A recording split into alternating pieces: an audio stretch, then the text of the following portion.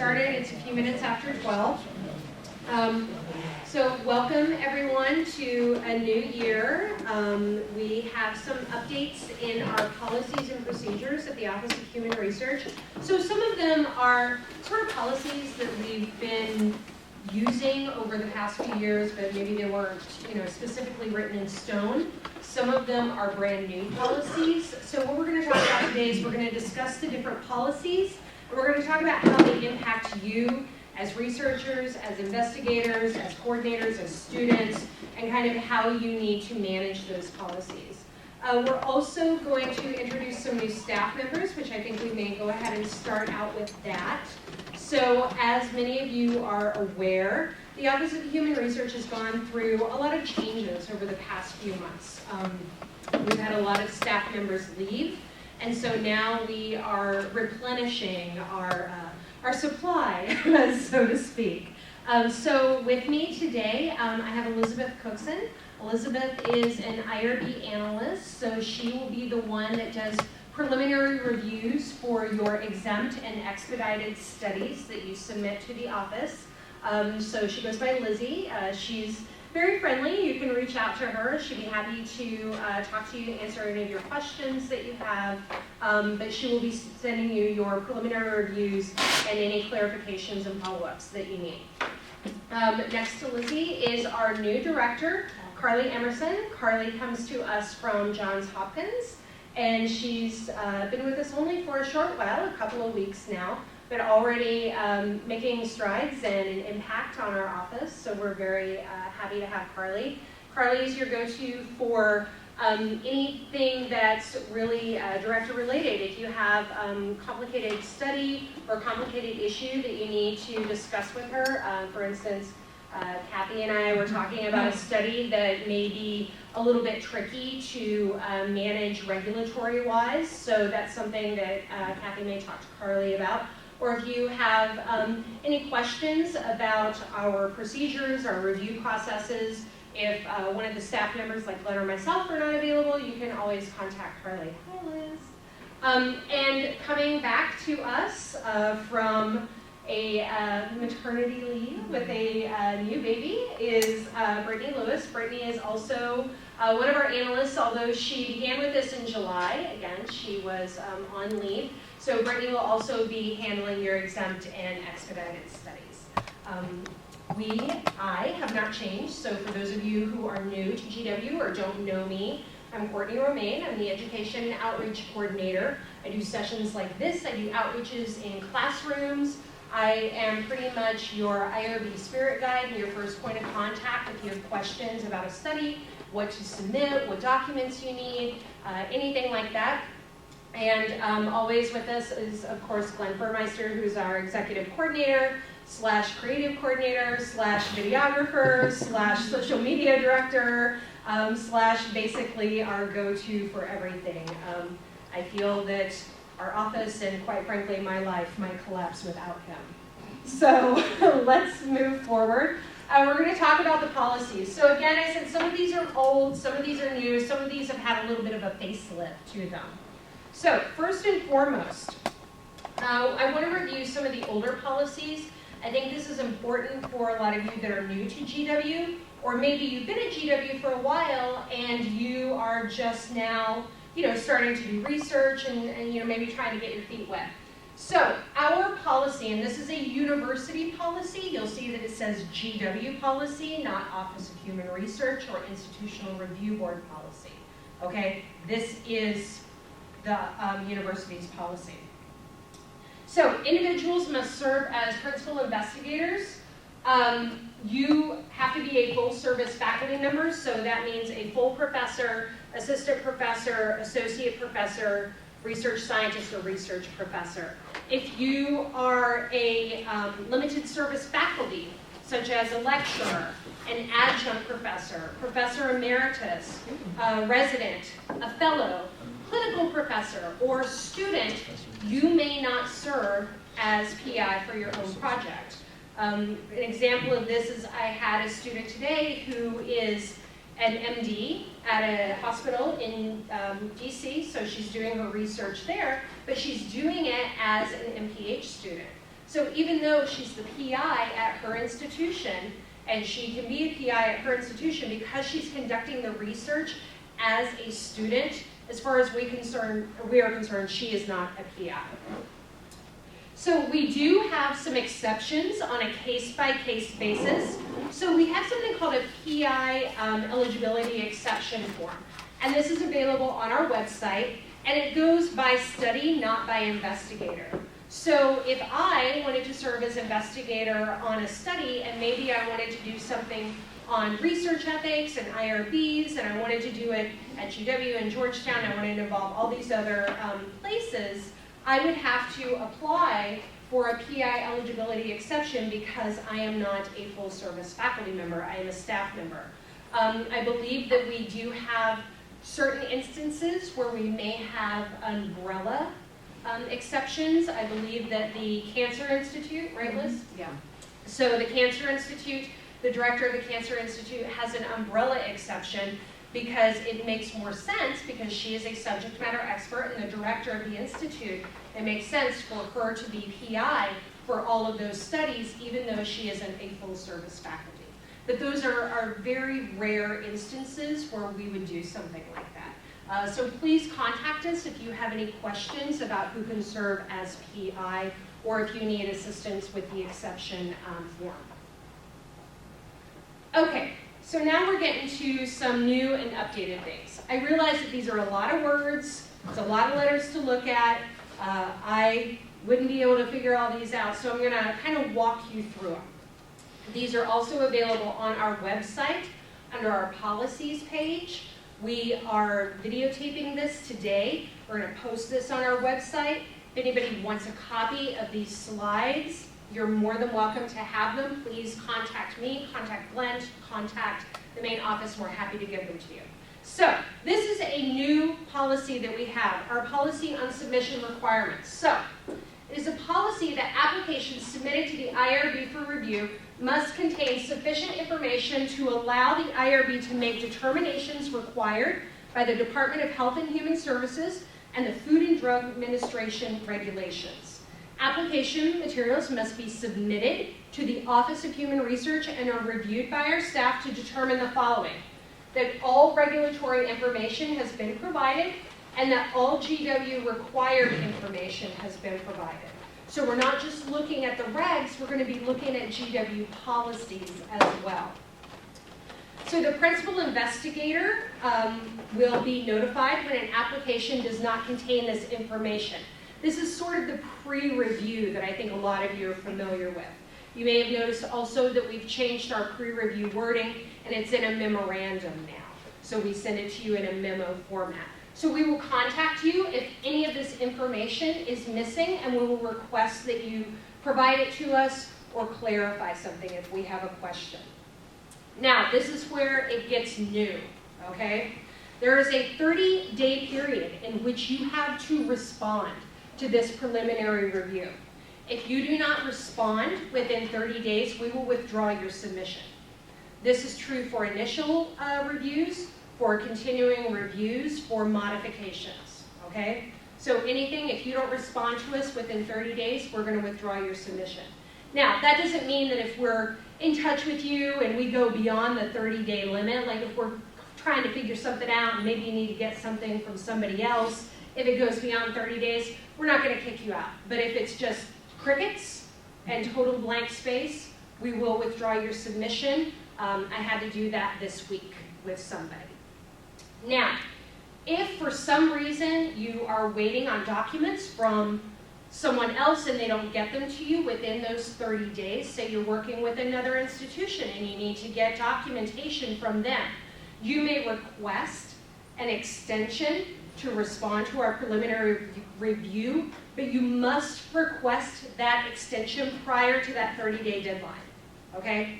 So if I send you a preliminary review today, which is the 21st, and I say you have until February 21st to respond to me, if you email me on February 19th and you say, hey, Courtney, I've been trying to get in touch with my colleagues over at Iowa State and I'm just not having a lot of luck, can I get an extension? And I'll say, yeah, sure, that's fine, no problem. But you have to ask for that extension. if you come to me on February 22nd and you tell me that you're not getting your documents from your colleague at Iowa State, I'm going to say, you know what, you didn't request your extension, it's beyond the 30 days, I'm sorry, you have to resubmit. So the reason that we're doing this is not to be jerks to you, not because, you know, we just don't want to deal with you. It's because we have had a lot of studies in the past that have really drug out. That people have always said, okay, well, I'm going to get that information to you, and then we don't hear from them for 2 months.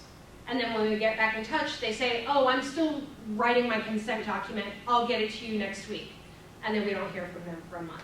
So this really affects our metrics as well as your timeline, okay? So let's work. Yeah, like administratively, the follow-up that has to occur on our end, you know, trying to follow up with individuals to make sure that the research hasn't really started.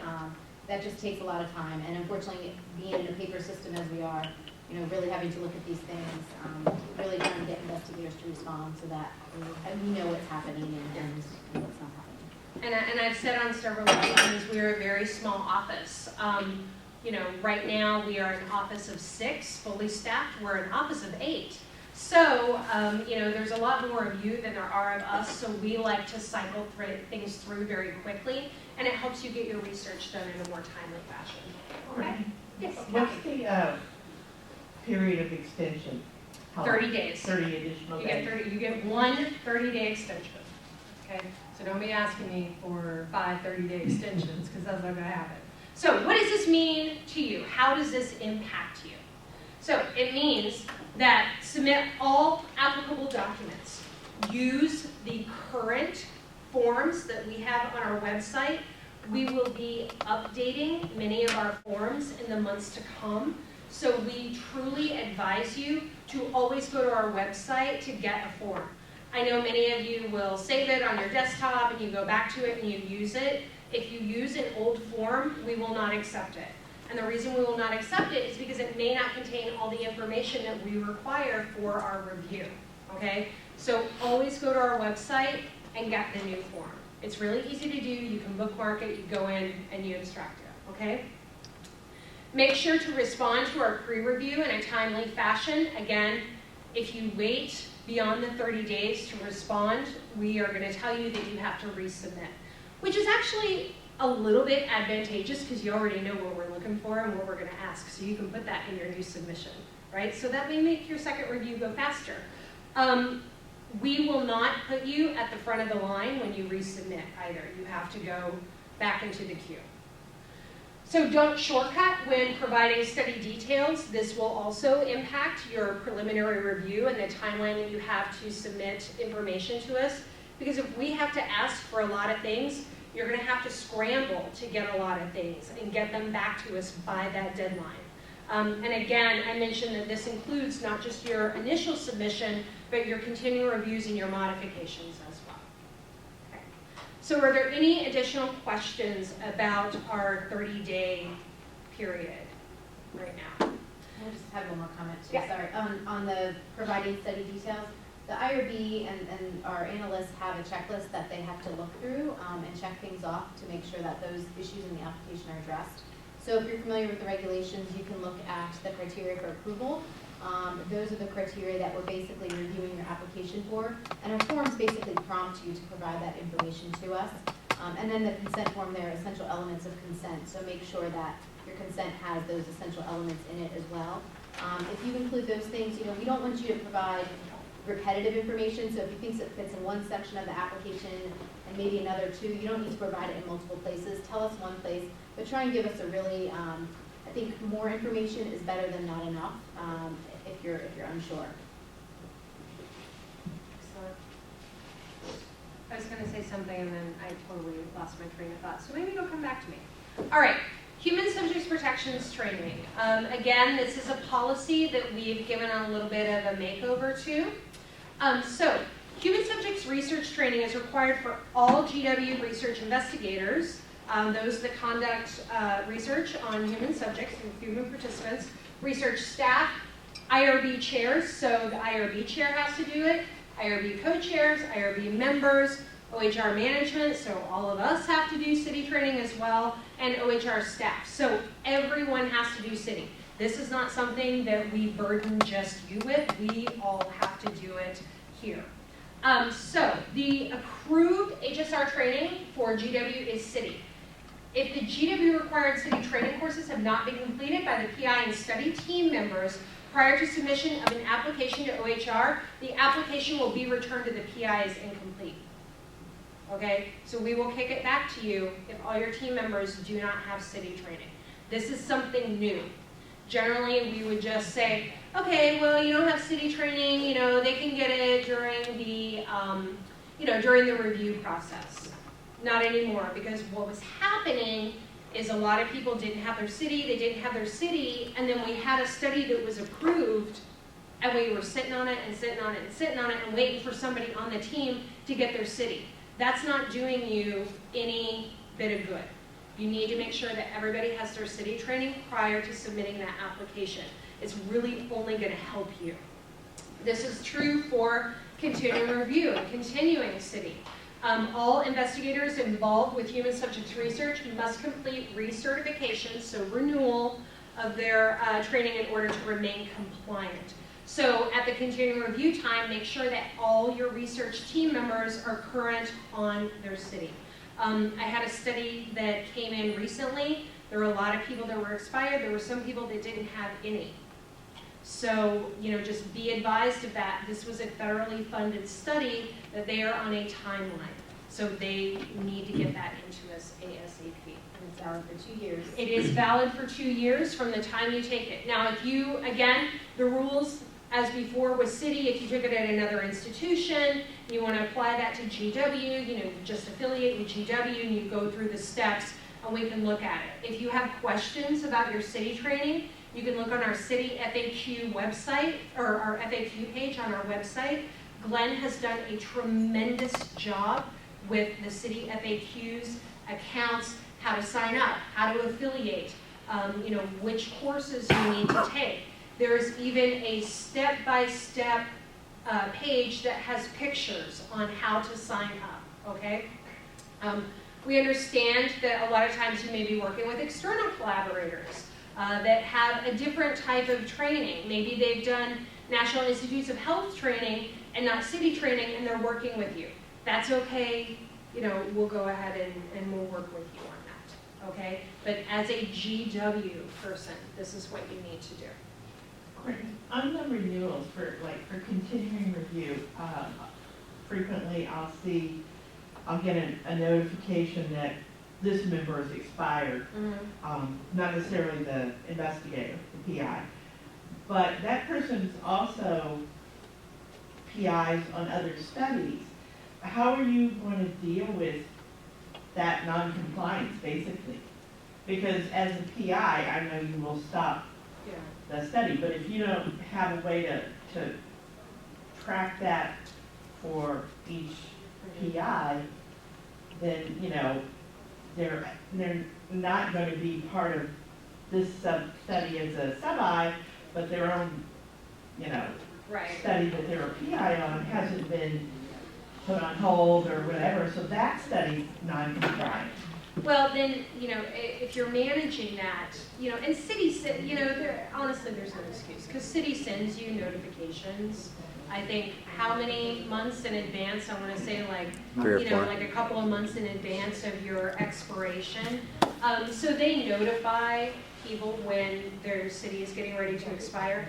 But if you are a coordinator on multiple trials, as you are, and if you notice that, you might want to give them a little nudge and say, hey, you're out of compliance, you need to do your city training because this makes the study out of compliance as well.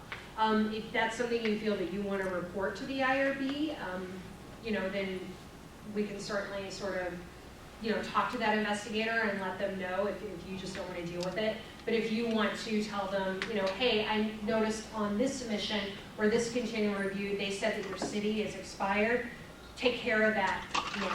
Take care of that. Most likely come up with, probably not until continuing review, or if there was a new modification, something like that, unfortunately. So we have to, I mean, ideally. Without an automated system. Right. And I don't have any way to check Right. other than looking at, people, if I had the certificates myself or something like that. But again, that's fairly low on my to-do list, to be honest, yeah. But there has to come a time where people need to take responsibility for themselves, Kathy.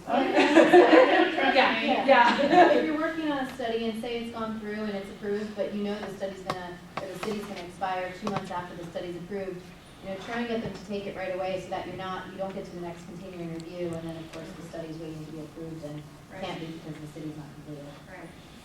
So what this means for you is, again, ensure that all the research team members have current city training and have completed the appropriate trainings applicable to that study.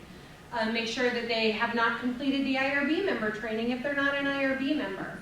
There are some IRB members that are investigators and are coordinators, and that's perfectly fine and appropriate for them to completed that training. But for instance, if you're not Popsy, I'm just going to pick on you because I know you and I like you.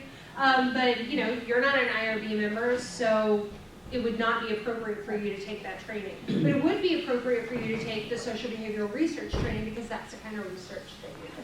Okay? If you are accessing health records, so any sort of protected health information, medical records, anything from a covered entity, then please complete the HIPS training, and the HIPS training never expires. Again, there's information about that on our website. It is the responsibility of the principal investigator, not the coordinator, but the principal investigator, to maintain these trainings because the overall study conduct is the responsibility of the principal investigator. I know how things work. I know many of you in here are coordinators and PIs or PIs.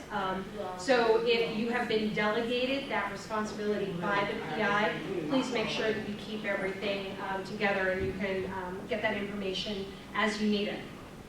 OHR does not maintain these trainings. We don't have a logbook of everybody's training.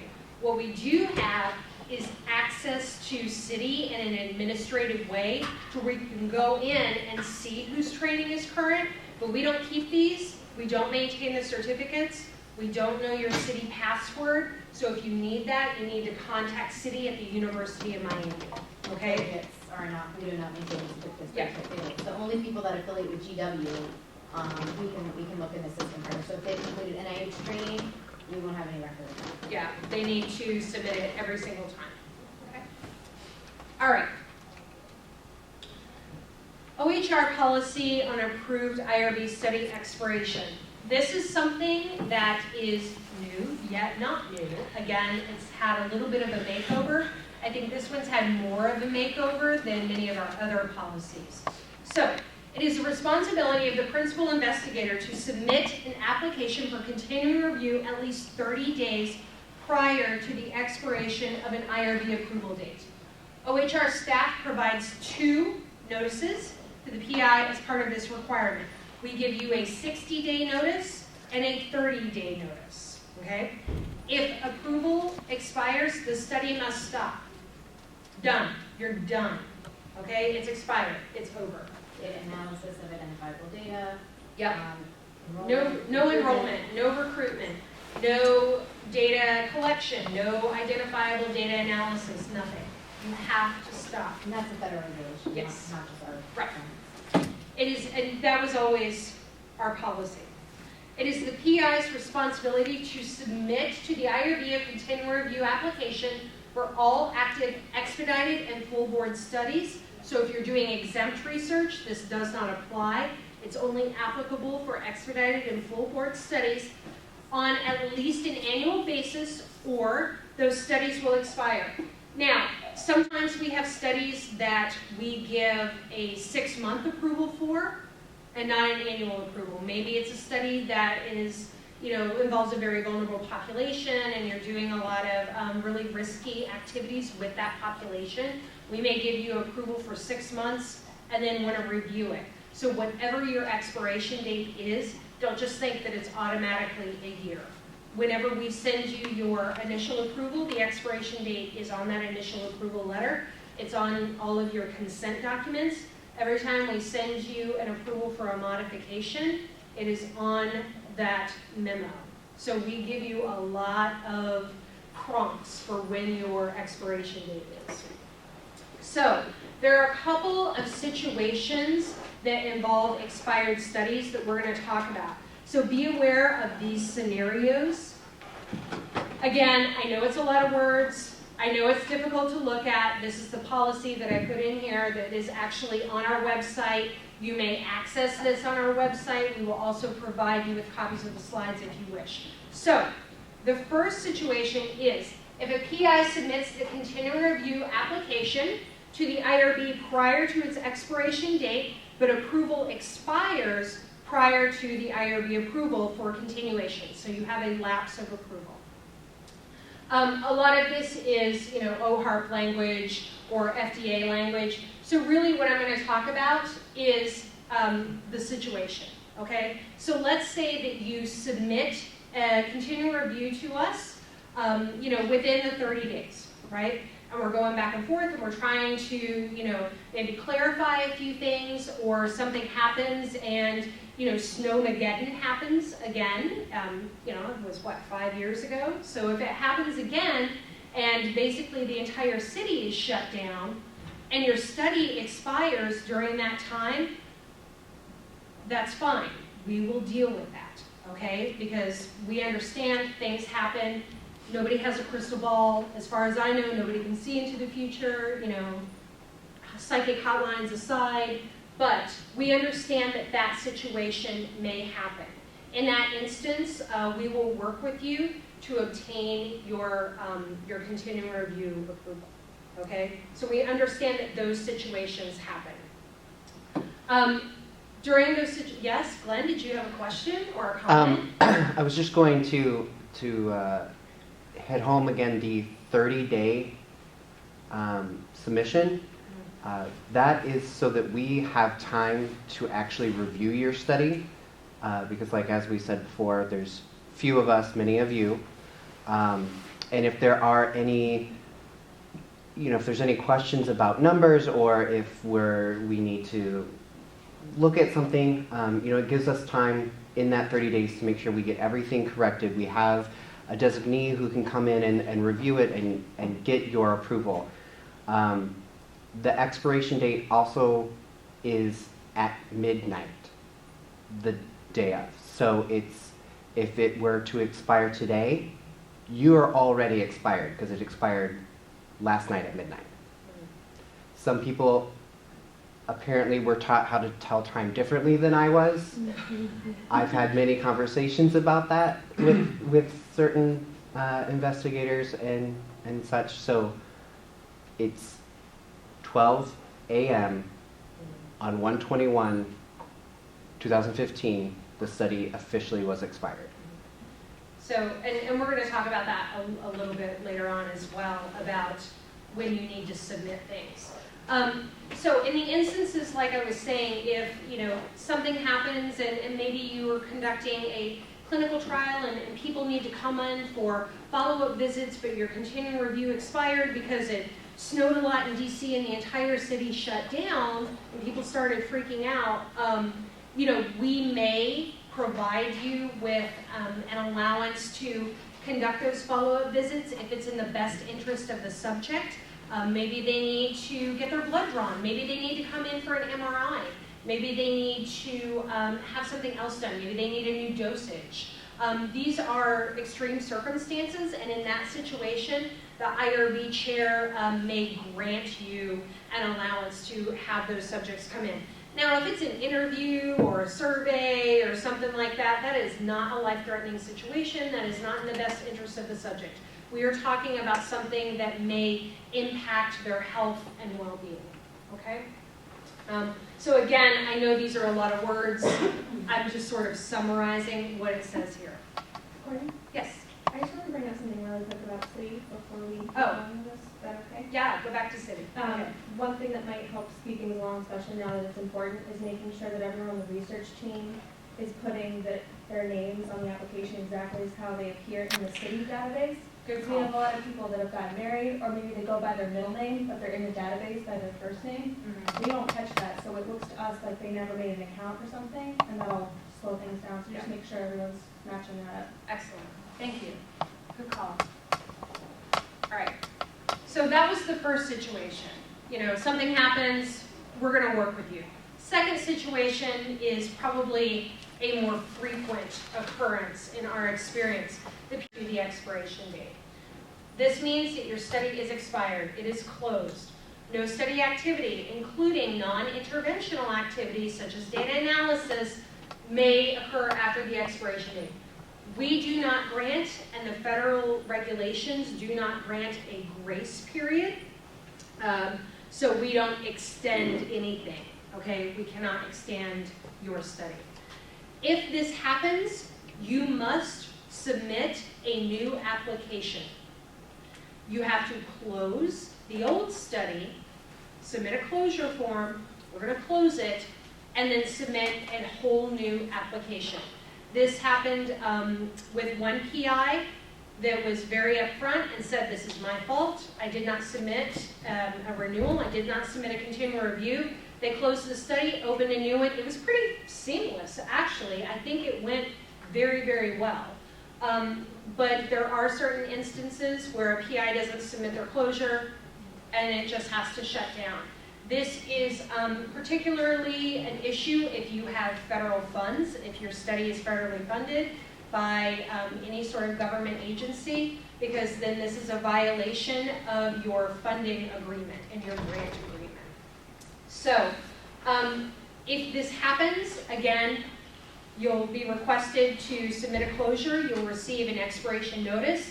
It says, please submit a closure. Also, please confirm that you have received this email.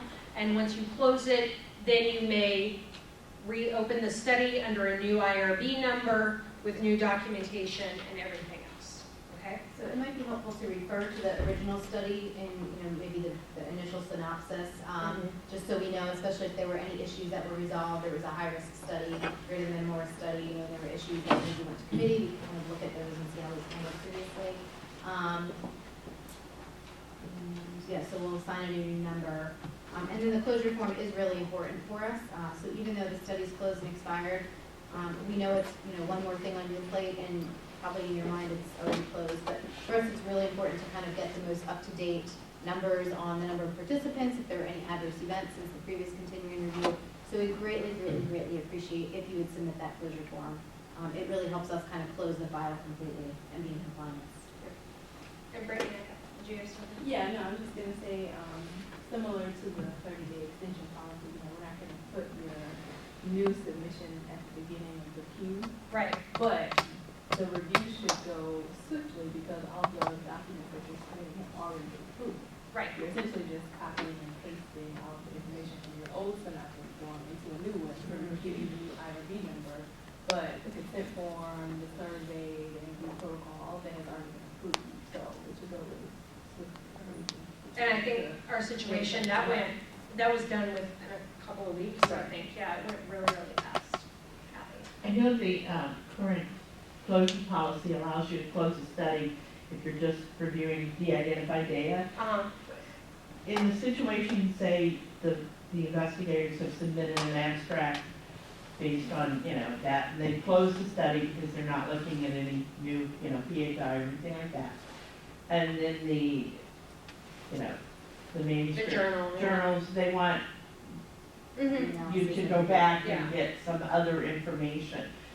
Would that be the process, then just resubmit as a new application just to get If that? there's going to be identifiable data that we Yeah. come back to look at, then yes.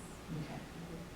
And you could explain in that point that it's just for data analysis, that this was, refer to the original study, say this was approved, but now we're just doing additional data analysis on the identifiable data.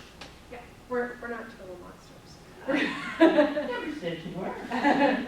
So how is this going to impact you? If it's the first situation, and some subjects may be allowed to continue for safety reasons, as we previously mentioned. Also, if situation 1 and the PI submits a renewal with sufficient time to review and approve the study, but lapse of the approval is on us, then we're going to go ahead and move forward with it, and we won't make you close the study and submit new documents, okay? Because that is on us. And again, that may be something like, the city shuts down. Remember when there was, when the plane hit the Pentagon? I mean, that was something really big that the city shut down. and you can't foresee that. If it's something that is on our side, we will certainly work with you. But if the fault lies on the side of the investigator, then unfortunately we will have to close the study. You have to resubmit. Okay. All right. Any questions about our new and improved expiration policy? No? It's pretty clear? Does it make sense to everyone? Okay. Oh, I also would like to come back to this for 1 second. We have also had situations where investigators submit to us, and Glenn kind of touched on this a little bit, where they say, but I submitted it before the expiration, and it turns out that they submitted 8 hours before it expires. That is clearly not enough time for us to review the study, to get a designee to do a formal review. So make sure that you are really keeping to about that 30-day timeline. I understand that there are instances that maybe you can't submit it within the 30 days, but if you get it to us the week of or the day of, there's a high probability that it may not get reviewed and approved, especially if it's during a holiday season where the university shuts down for, like for instance, over Christmas and New Year's, universities closed on the 24th and 25th and the 31st and the 1st. Those are a lot of days that we are missing out on reviewing things, and they're also in the middle of the week, so a lot of people take off. We may not have the staff available to review it, so plan accordingly.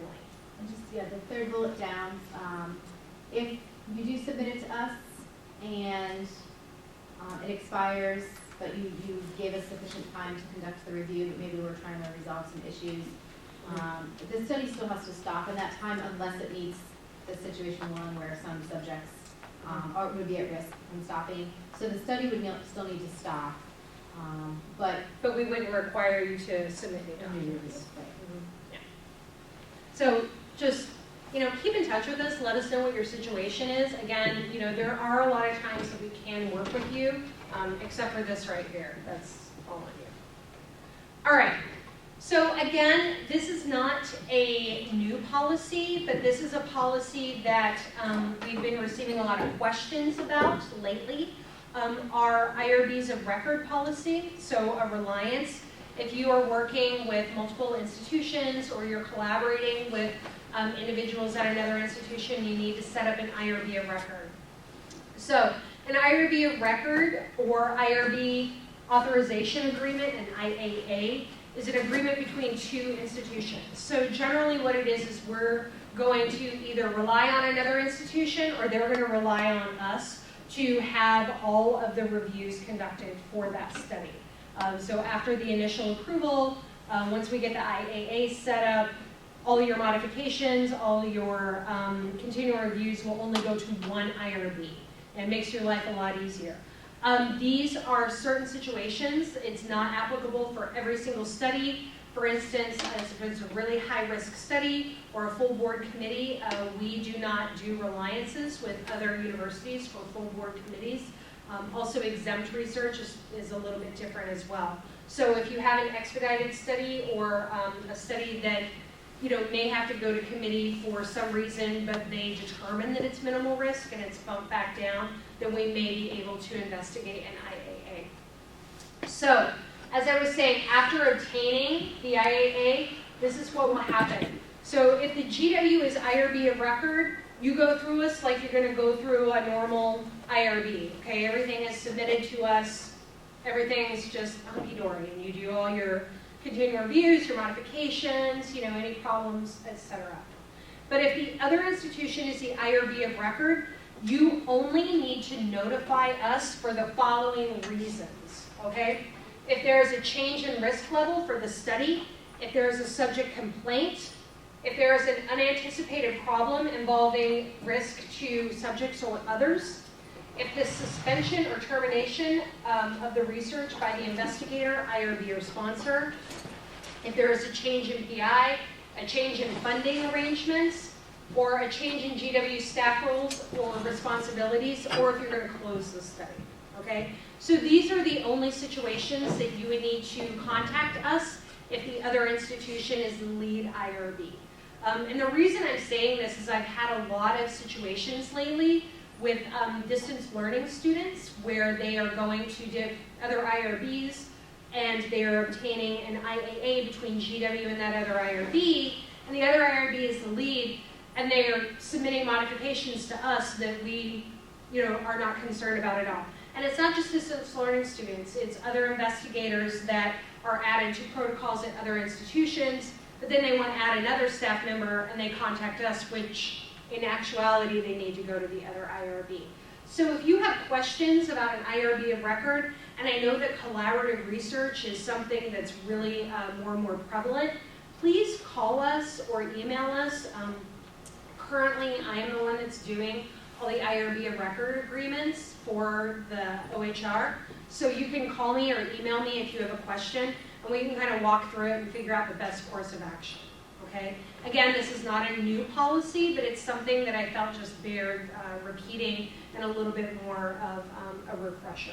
And what is the time process for that typically? Oh, I get to give you my favorite IRB answer. It depends. So,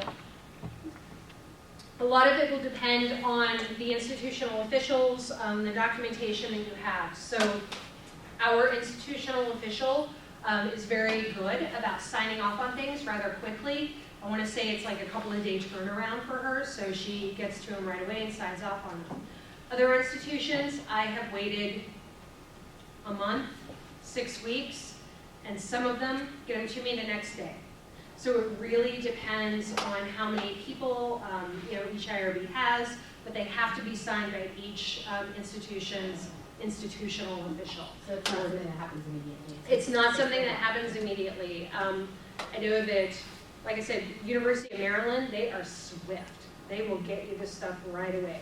There are other schools that I've worked with that it just takes a really long time. There are also some institutions that will not enter into an IAA. The Veterans Affairs Administration, never, ever, ever, ever. So if you are working with the VA, you must submit to both us and the VA. George Mason University, actually I believe it was, Glenn, was it any state, Virginia State University that they said that they won't do it? I know UVA will not, George Mason, and I can't remember what others. But there are a lot of institutions within Virginia that will not do it. There's apparently some Virginia university and college rule that says that they won't enter into these agreements. So check with the other institutions, see if they'll do it, and check with us and see if that's an institution that we'll work with, and then we'll just kind of figure it out. We try to make this as easy as possible for you. I am a firm believer of working smarter, not harder, so this kind of really enforces that. All right, and finally, I just wanted to throw this in here. It's a lot of bullet points, but this is our policy on maintaining your study files. We have often had people contact us and say, can you send me my latest protocol? Or can you send me my latest consent form? Or can you send me my IRB approval? Now there are situations where, yes, I understand that you may need to obtain it, like maybe the study was, bequeathed to you from a previous coordinator and, and they weren't that great at record keeping, or you can't find their files, or it's password protected and you can't get in there. I get it, those situations happen. But it is the responsibility of the principal investigator to maintain these files. If it has been designated to you as a coordinator, then lucky you. So this is what you need to keep. Correspondence and submissions to and from the IRB related study. So all those little happy emails we send you with the pre-reviews, you need to keep track of those, okay? So keep them somewhere, put them, if you print them out, put them in a folder, maybe label it, IRB correspondence, or, letters to the most horrible people in the world, I don't know, whatever you want to label it. But just go ahead and maintain those. Protocols or research plans. If you do not have a protocol, this means your synopsis that you're using, okay, or your exempt form that we approved. Approved sample protocol, an investigator brochure, if you're using an investigator brochure. Any sort of scientific evaluations, if you go to a scientific review committee, anything like that. Recruitment materials, consent documents, approved sample consent document and protocol, if you have one of those. All these are as study applicable, by the way. Not every study is going to have every single one of these. Progress reports submitted by the investigator. We have a study that has a continuing review date and an annual review date, but there's no synopsis, there's no consent forms, there's nothing because it's an umbrella protocol. So they give us a progress report that they submit to the NIH. Reports of any injuries to subjects or SAEs, all continuing review activities, data and safety monitoring reports, modifications, unanticipated problem reports, documentations of noncompliance, or any significant new findings and statements about them that are provided to subjects. If something happens and maybe you find out that somebody in your clinical trial is all of a sudden, growing a new finger, that might be something that you want to tell other subjects about. So you need to have that letter that you send to everybody that, hey, they might grow a sixth finger. Or any new findings that are required by law that you need to maintain within your study files. So this is just an example of some of the documents that you should maintain, and it is not the responsibility of the IRB to maintain study files for your research. Again, we understand there are situations that you may need to come in and make copies of things. This happens a lot if you have student research assistants or you are a student research assistant and maybe somebody didn't have everything in the file before you and you want to come to the IRB and make copies of things. That's fine, we'll let you do that. We're happy to have you do that because that means that you are maintaining your files as appropriately. The PI and research team must maintain all current and legacy documents related to the research, and these documents must be made available to the IRB for auditing purposes in a timely fashion. So if you have these electronically, or maybe you have them in about 3 different places, if we say we're going to come and audit you, gather everything together, make sure everybody has passwords, make sure everybody knows where everything is, okay? So again, I'm not trying to scare you, but this is your responsibility and this is what should be happening for your research. All right, so for those of you that were unaware and maybe haven't seen us since we were at M Street, we have moved yet again. They keep shuttling us around. So we are now right across the street, Pennsylvania Avenue, above the TGI Fridays. Come get unlimited apps and hang out with us upstairs. Our phone number and email address and website have not changed, so we are still here. So questions that you want to ask us about our office moving forward. Who wants to ask about when are we getting an electronic submission system? That seems to be the question du jour. The answer is, it is in the works. It is something that we have been working on for a while now. I believe that we have finalized a vendor that we like, and now it's just a matter of negotiation, pricing, things of that nature. So once it has been finalized, and once we purchase the system, it generally takes about 6 months for that system to be modified and customized for our needs and our requirements. So our hope, do not quote me on this, Glenn will erase this from the video as requested, but our hope is by the end of the year that we will have an electronic submission system. Again, I am not holding that, writing it in stone, but it is our hope. So when that happens, if it happens, but when it happens, there will be multiple trainings. There will be lots and lots of information coming out to you. So we are not going to just say, oh, here's our e-system, start using it. Don't worry, we are going to kind of shepherd you through that process. Okay? Carly and I have both worked at institutions where we have integrated an e-system. Yours may have been a little bit easier than mine. Mine was with the Army and the Navy, which had problems all on their own. But it's actually, it's not that difficult. And I think many of you have probably worked with electronic submission systems before. I know Dina has, Sean, you have, and I don't know who else. So. Anything else that you would like to ask us, talk to us about? We're here, we're at your disposal.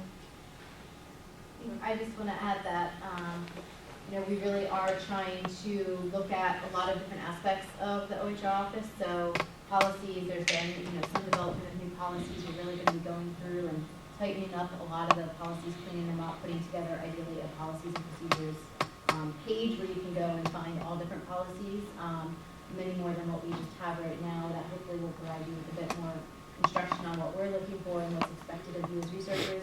And then I am hopeful that by the end of the year, we will have an electronic system. That really is one of my first priorities. There will be bumps, just to let you know. It will be great once we're up and running, but there's always a little bit of a learning curve, and we'll have to figure out exactly how to get paper files into an electronic system and all that. So just kind of bear with us, as we do this transition. And then the other thing is we are hiring for 2 additional staff members, so 1 more analyst and a regulatory affairs specialist.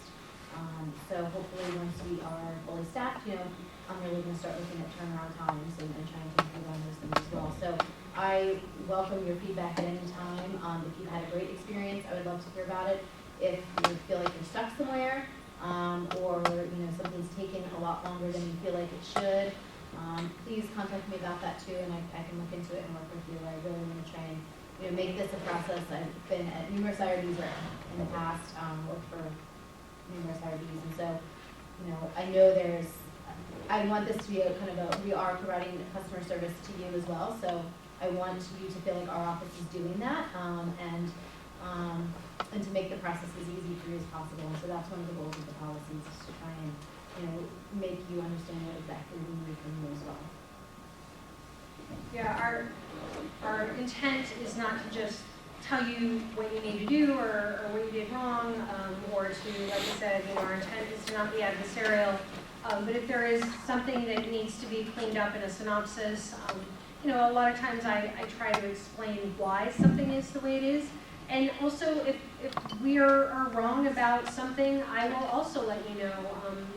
If it turns out that we were interpreting something incorrectly, because the regulations are there, but everybody approaches them a little bit differently. So if we were reading something incorrectly or reading a guidance incorrectly, and it turns out that we were wrong, once we get clarification, we'll certainly let you know about that too. We are humans; we are not infallible. And I think most of us have been on the coordinator side as well. So, I remember when I first started in research, I was doing asthma and pulmonary studies, and I submitted a flyer to the IRB that had dollar signs on it, and the IRB said, "Nah, can't have dollar signs on it. That could be discoursive," or and not understanding, for a simple flyer, why it took it was a full board study, why it had to get put on a full board agenda, and really being frustrated with that process. So if, feel free to ask us questions too. We only have full board meetings twice a month, so we do try and put it on the next agenda, but we really try and have that agenda prepared almost 3 weeks in advance so that we have time to look at the study, make sure all issues are resolved. And so there is definitely a bit of a time there versus other institutions that maybe have meetings every day or every week. So just kind of think about that to the full board study. If there's nothing else, you feel free to come up and talk to us as you're vacating if you'd like. Other than that, I think we're good there. Have a great day, everyone. Thanks for coming out in the snow as though it's a blizzard. It's like barely snowing, right?